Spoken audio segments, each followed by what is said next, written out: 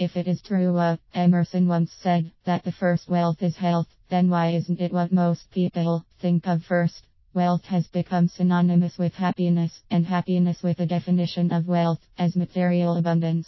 Both amazing and inspiring, the Oxford English Dictionary puts personal and spiritual well-being before materialism. 1. The condition of being happy and prosperous. Well-being. 2. Spiritual well-being. 3. Prosperity consisting in the abundance of possessions, worldly goods, valuable possessions, especially in great abundance, riches, affluence. Wealth, then, is both non-financial and financial. But since approximately 70% of the North American economy is dependent on consumer spending, marketing strategies have cleverly shaped and skewed the way people think about wealth and their relationship to it. Their top-of-mind fundamental definition is likely to have become a combination of lots of money, several homes, expensive cars, boats, jewelry, etc. Personal and spiritual well-being is further on down the list, if considered important enough to be on the list at all.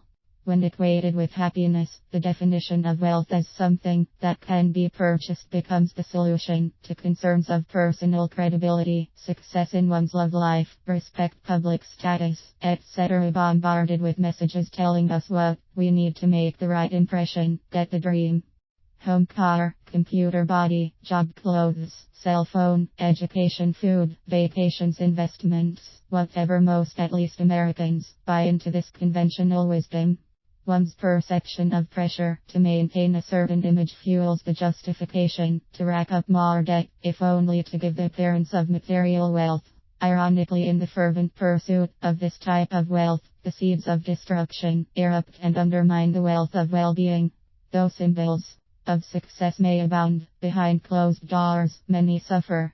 Not only is a financial price paid, but the extraction of one's non-financial wealth depletes us at the core of our being. Consequently, more and more people find themselves needing to work longer hours, taking on a second job, borrowing more, or finding a new, promising speculative activity in the vicious cycle of trying to stay ahead of debt.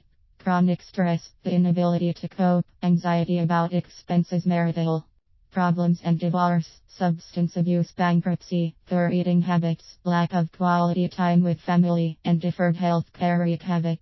The lack of non-financial wealth puts us at risk of making poor financial decisions, risking the loss of what we have worked hard to achieve. In conclusion, you don't have to be a rocket scientist to anticipate the many sad outcomes of seeking wealth via its most mundane aspect.